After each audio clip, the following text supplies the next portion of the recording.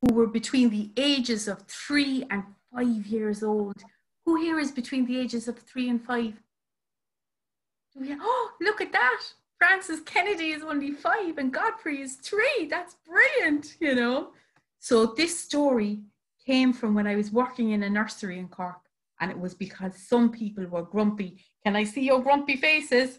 Oh my goodness, they're the best grumpy faces I've ever seen. They're making me smile. Once upon a time, there was a boy who lived in Cork, and his name was Charlie. And Charlie was the most cheerful boy in the whole of Cork, in the whole of Ireland, in the whole of the world. He was just always smiling and making other people smile. And his mother would call him in the morning for his breakfast, and he'd jump out of bed and he'd take off his pajamas and he'd put on his clothes and he'd brush his teeth and he'd wash his face. And then he'd come down the stairs and he'd go, Mom, I had the best dream last night. It was the best dream in the whole world. It was so good, Mom, that I think they need to make a film. They need to make a film out of my dream. And she'd say, Charlie, while you're telling me about your dream, what do you want for your breakfast? Do you want porridge or cornflakes or Weetabix? And he'd say, porridge, Ma'am. Sure, you make the best porridge in the whole world. And she'd say, oh, Charlie, I love being your ma'am. And he'd say, Ma'am, that's my job. And she'd say, oh, here's your porridge. And then he'd get all his homework and he'd put it in his bag and he'd go off to school and he'd go into his classroom and he'd take out his homework and he'd put it up on his teacher's desk, and she'd say, well, Charlie, did you like your homework? And he'd say, Miss, it was the most interesting homework I ever got. I learned so much. And she'd say, Charlie, I love teaching you. And he'd say, Miss, I love learning. And then the kids in his school, they all wanted to be Charlie's friend. Do you want to know why? They wanted to be Charlie's friend because they would say, come to our sleepover. And he'd say, okay. And they'd say, let's go to a monkey maze in Glanmire. And he'd say, okay, let's do that. And they'd always have great fun. And his uncle worked in a factory down in Fermoy that made pencils. It was called Faber-Castell. And if one of the children broke a pencil, they'd say, Charlie, any chance of a pencil? And Charlie would say, here, have 2. Sure, my uncle gives me loads of pencils. So everybody wanted to be Charlie's friend. And he was always singing. One day he was coming home from school, and I think he was singing a song called Beautiful city, charming and pretty. Beautiful city, my home by the lea. When he passed a hedge, and inside in the hedge was dun, dun, dun, dun, dun, a grumpy Gobs. Do you know what a grumpy Gobs is? A grumpy Gobs has one eye that's small and one eye that's big. He's green and he has a big fat belly and long skinny hands, and he's so cross that he can't even talk. He says things like, shocking, no, go away, things like that. Sure, nobody wanted to live with him, so they put him out of the house. And do you know where he lives now? Inside in the hedge. Well, when Charlie was passing all full of happiness and joy, and Grumpy Gobs saw him, his small eye got smaller and his big eye got bigger, and he started to wobble in his chin and he got really cross. So he put his big green hand into his pocket and he took out a big lump of grumpy dust and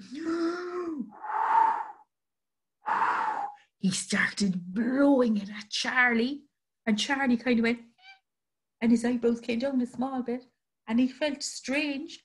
But then, because he was the happiest boy in Ireland, his eyebrows went bing, and he started smiling again, and he skipped down the road. Beautiful city, charming and pretty.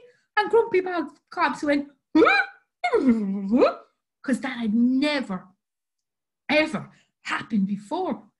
And he was thinking to himself, oh my goodness, So Charlie went in home and his mom said, "How are you, Charlie?"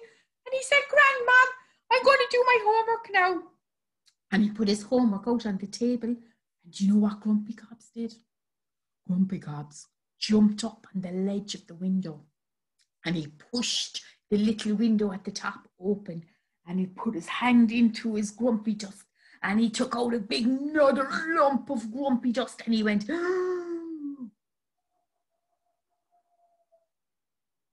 Charlie. And Charlie began to feel very strange and his eyebrows were coming down. And all through his homework and all through tea, Grumpy Gobs blew the grumpy dust. And then his mom said, "Charlie, I think it's time to go up to bed now for your story. Go on." And Charlie was going up the stairs and he was kind of going. And when he got to the top, do you know what he did? He gave a big thump with his leg.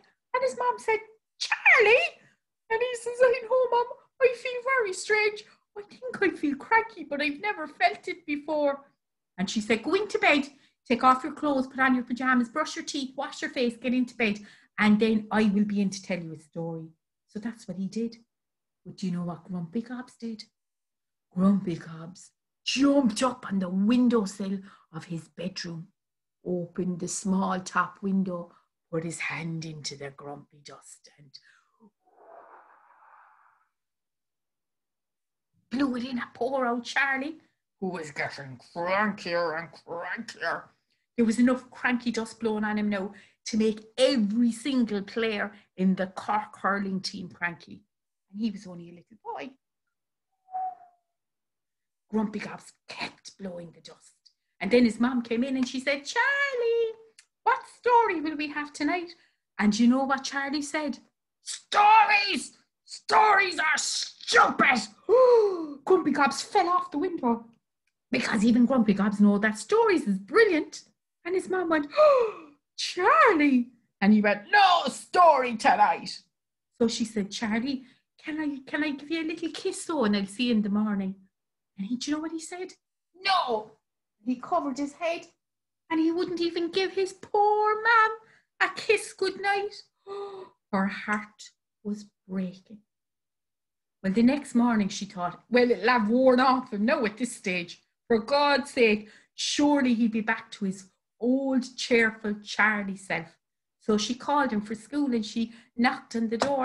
"Charlie, it's time for school."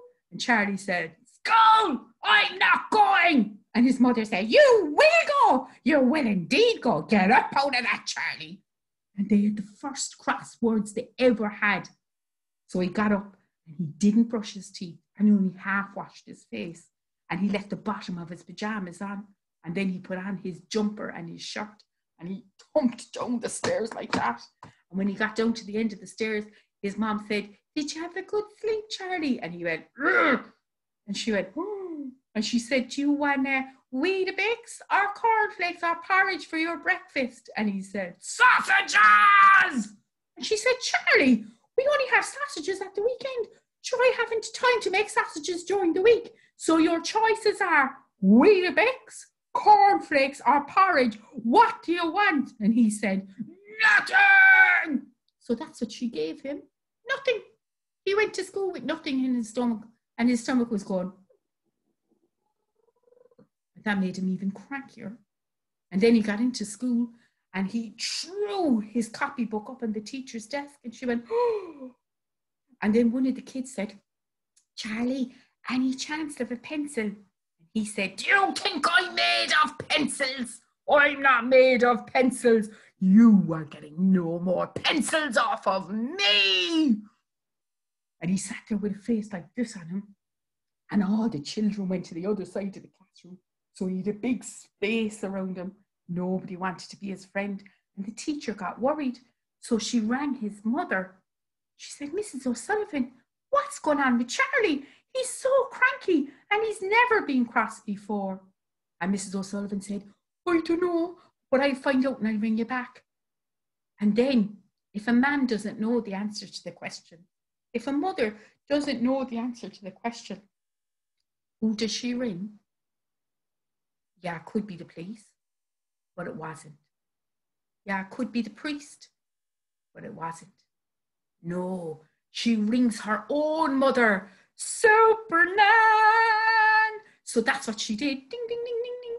Mom, what am I going to do about Charlie? And she told him the whole story. And then do you know what her mom said? Her mom said, do you remember when you were a small girl and you got cranky for 2 weeks? I do, Mom. And what happened there? She said a grumpy Gobs came to live in the garden. Oh, Mom, what's a grumpy Gobs? She said. And her mother told her all what a grumpy Gobs was. And then she went, Mom, how did you get rid of it? And her mom said, oh, I used the mommy magic. What's the mommy magic? She says, you know, when you use that really cross mommy voice and the pointy finger all at the same time, and because of that, nobody can disobey you. That's the mommy magic. Oh, I'm going to do that, Mom. And she was just hanging up the phone when she put the phone up to her ear again. Mom, how come I don't remember you getting rid of the grumpy Gobs? And then her mom said, oh, because I did it when you were at school. She said, Mom, I'm going to wait for Charlie to come home. Well, no, that was the worst day of Charlie's life. He had no friends. His homework was very hard because his stomach was empty and his stomach was growling and he wasn't even singing coming home. And Grumpy Gobs is going inside in the hedge as he passed. But his mom caught him by the hand and she stood in front of the hedge and she said, Grumpy Gobs, I know you're in there. Come out here immediately, please, with the pointy finger. And a big load of mommy magic went behind Grumpy Gobs' back and it kind of pushed him out from behind the hedge, and his small eye was tiny and his big eye was huge and his chin was wobbling because he was after being caught. And she said, I know what you've been doing to my Charlie. Well, it's going to stop right now, she said. And another thing, you can leave our hedge immediately, please. And with that, 2 little green cases came out of the hedge and landed in Grumpy Gobs' long, skinny hands. And he went out through the gate and he went left. Here's the thing, children. Nobody knows where Grumpy Gobs went. So if you should ever feel grumpy for no reason whatsoever, check your hedge and tell your mum and dad this story because they might have to use